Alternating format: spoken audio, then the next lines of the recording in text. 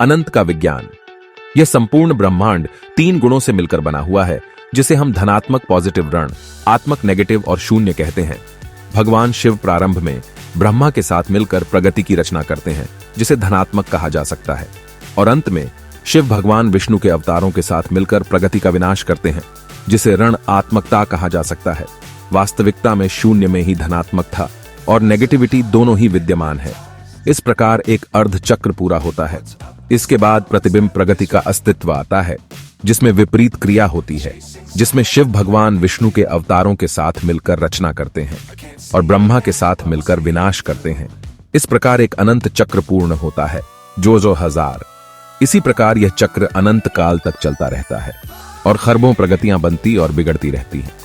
इस ब्रह्मांड में जो कुछ भी मौजूद है वह उसका एकदम विपरीत भी मौजूद है। यदि प्लस है तो भी है, यदि देव है तो दानव भी है, सुर है तो असुर भी है। हर एक वस्तु का एकदम उल्टा विपरीत प्रगति में मौजूद है। अब हम हमारी पृथ्वी और इसमें रहने वाले जीवों की प्रगति के बारे में जानेंगे। हमारी पृथ्वी मूलतः 5 तत्वों से मिलकर बनी है: जल, अग्नि, वायु, आकाश और धरती। इसके अलावा कुछ दृश्य और अदृश्य तत्व भी प्रगति में मौजूद है। ठीक पृथ्वी के जैसे ही पृथ्वी पर रहने वाले जीव भी उन्हीं तत्वों से मिलकर बने होते हैं, जिस पर प्रगति के समस्त तत्वों का प्रभाव पड़ता है।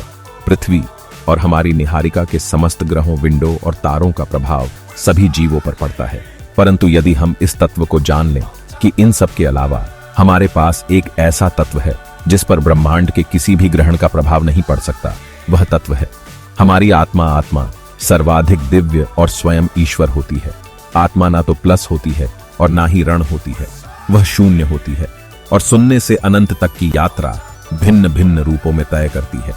मनुष्य रूप में केवल आत्मा से ही अनंत चक्र से बाहर निकला जा सकता है, क्योंकि मनुष्य जीवन बुद्धिजीवी प्राणी है जो आत्मा की शून्यता को पहचान सकता है। मनुष्य के पास आत्मा के अलावा उसका मन ही सर्वोच्च क्षमता का होता है। प्रगति के समस्त तत्व शरीर और मन पर ही प्रभाव डाल सकते हैं। कोई भी दृश्य और अदृश्य तत्वों में दोनों ही पॉजिटिव और नेगेटिव गुण मौजूद होते हैं।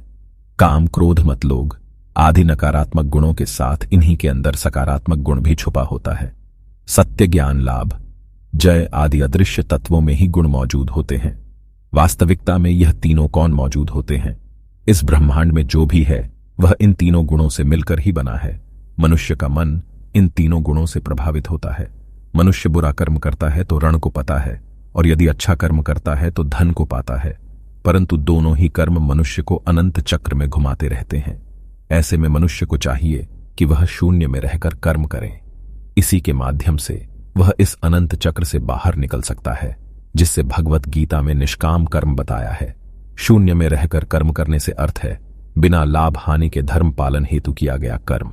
मनुष्य को जीवन में यदि उच्च कोटि प्राप्त करना है तो वह शून्य को ही सध्य करे और प्रत्येक परिस्थिति में शून्य नहीं स्थिर रहे, क्योंकि अनंत चक्र की शुरुआत और अंत शून्य से ही होता है। यह भी एक मोक्ष का मार्ग हो सकता है।